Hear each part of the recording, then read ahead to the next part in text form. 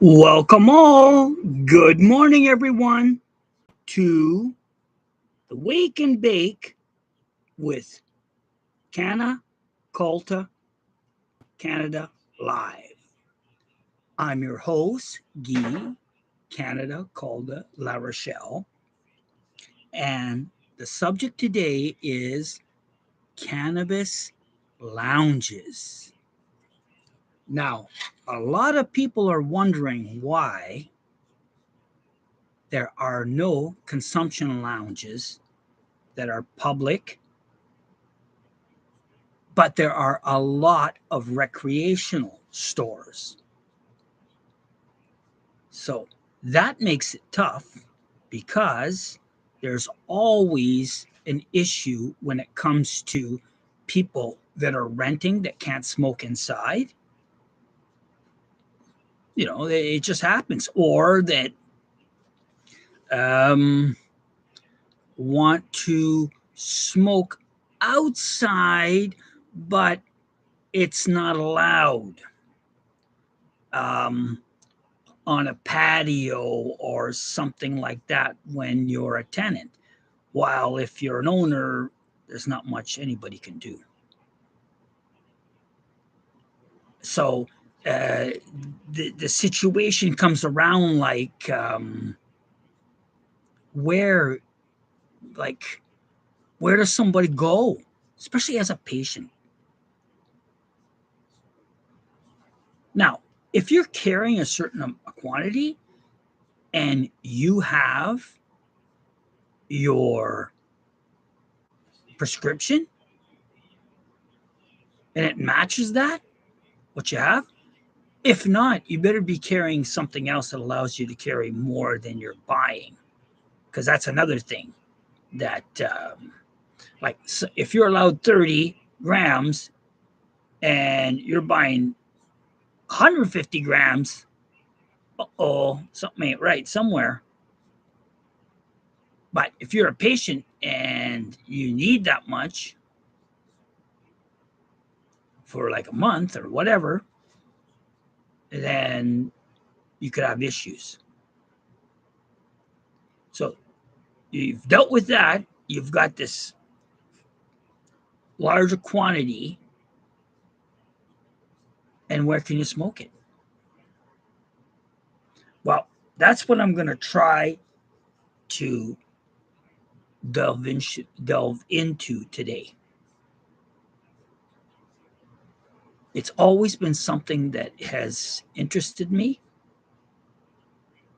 and I was able to get information from a website that basically talks about how you can make this happen.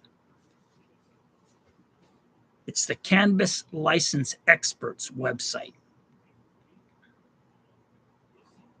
And there you get educated, you know, like what are cannabis lounges in the way? Well, I'll read it right here.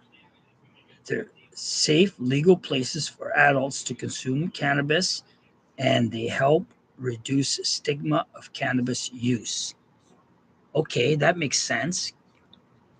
Safe, that means um, I don't know. I guess what the police could get you, or that kind of safe. It's got to be what that means. And the other part, legal, because you can't do it anywhere that's legal. Okay. They are quickly becoming one of the most important topics for cannabis consumers who are allowed their consumption only outside. So, like I was saying, yes, if there's people that are stuck,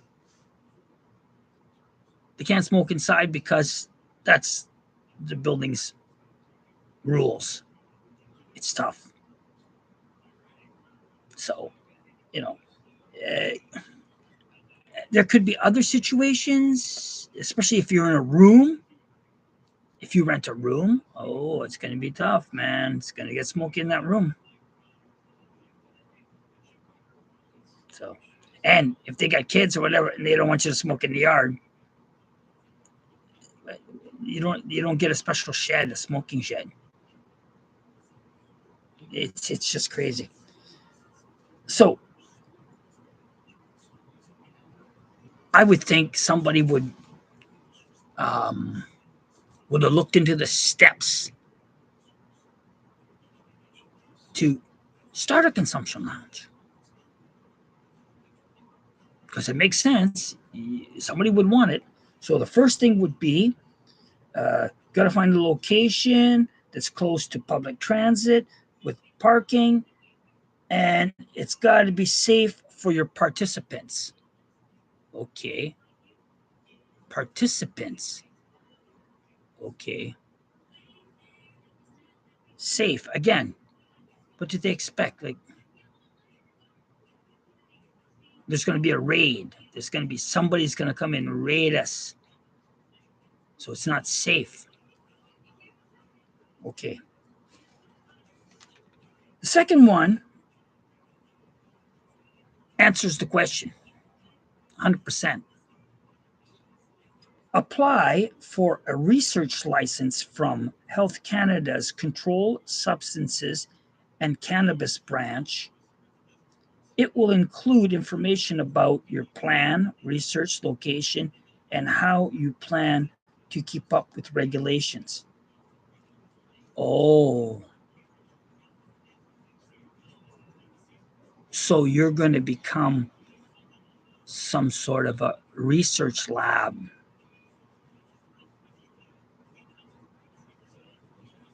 No wonder none of these are around. Who wants to be a lab rat or one of the ones that runs the labs?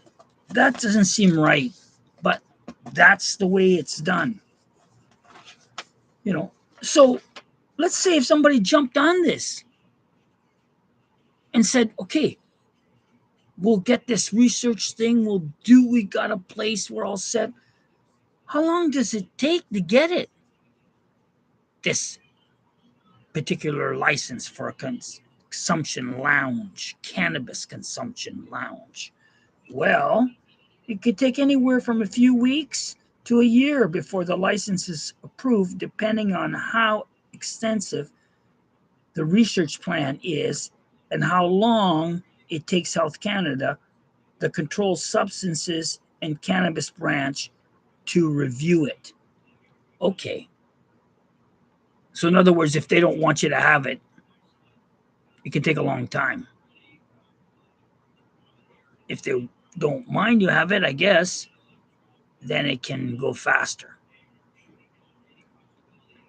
I guess it's always the same with the government. You're not going to win anywhere. Why we need cannabis lounges? That's like, okay, these guys in the government say research purposes, you got to set it up like a research thing. Okay, that's great. But why? So why then? Well, it goes both ways. If the consumers or the patients make a point of being involved with the research the government needs, it may help it lean the right way. So, why we need cannabis lounges is to have a place where you can consume cannabis in a social setting. They've been in existence for many years now and are especially popular in Canada where they are legal. So around the world, there must be these kind of research projects. Germany, I heard, had them. There must be other countries that have them. But the ones here in Canada, because there's a legal way of being applied for it, it makes it a bit more of a solid route to go.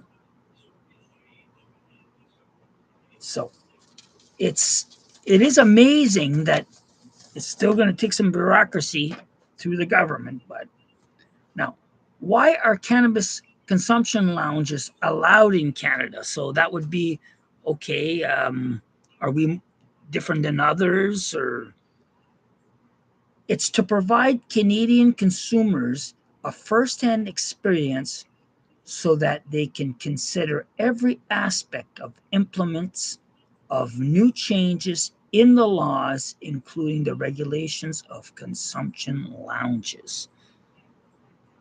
In other words, if they do a survey and stuff, and you could be one of the educated ones that participated in a consumption lounge, it would have to be anonymous. I don't even know how it works. But I just know that this is what it's all about. It seems sad, but it's important that if they get our opinion, we might be able to change that. It's to me, I just can't believe that there's so much issues.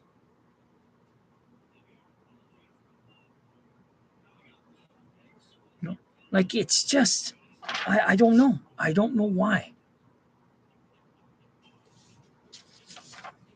Now, also too, we got to bring a very important part up. Who can open a cannabis lounge? That's important because you're going to get cut off very fast if you don't meet these criteria. Must be a Canadian citizen over 19. Okay, we got quite a few of those. Clean criminal record. Hopefully, we got a whole bunch of those. And run your cannabis consumption lounge company as a nonprofit.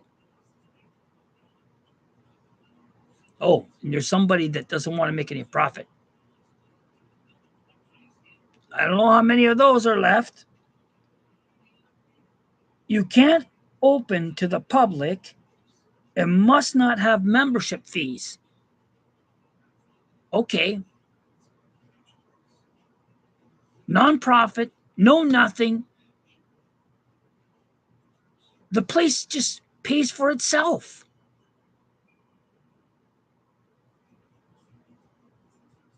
Something's, where's the equations there? There should be no entrance fees or sales made at the facilities of the cannabis consumption lounge that are attributed in any way to cannabis. So,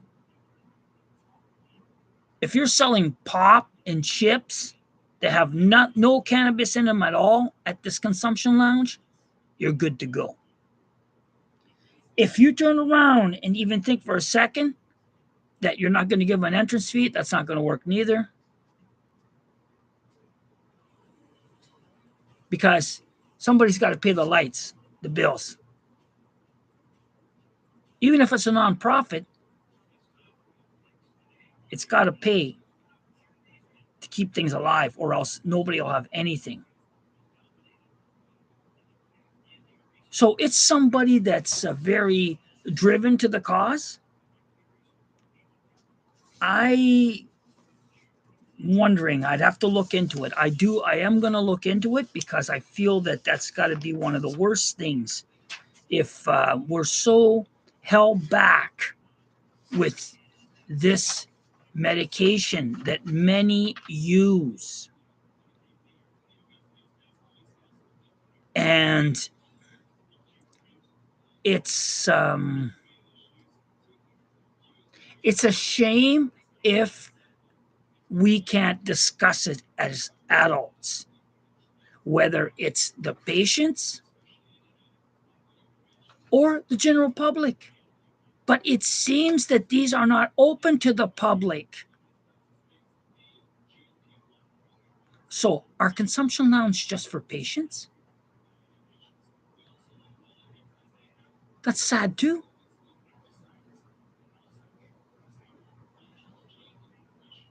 Hopefully it's all stuff I'll learn when I get the application,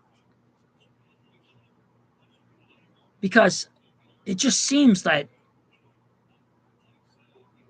you're going to cherry pick people to come to this lounge to eat nothing but chips, pop, anything that they could get at the corner store,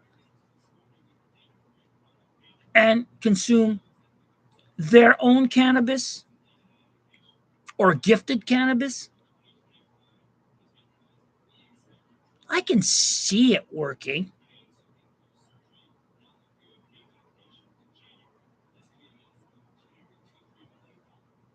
It's just that it's a different way.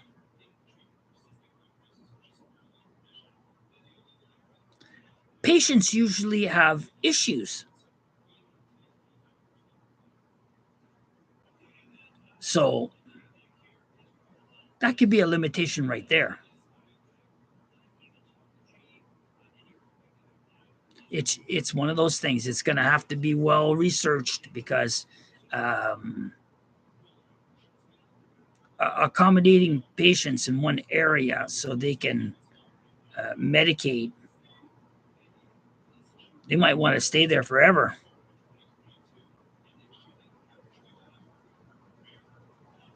It's and the research, is got to be adhered to. Whatever reports or other activities that they want to document or have it documented.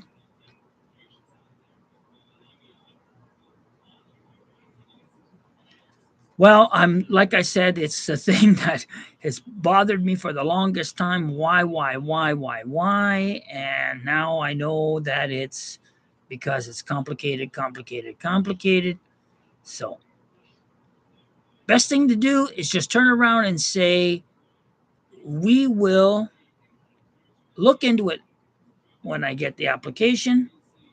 So, we'll end it there. Take care. See you on the next one. And as always, medicate responsibly.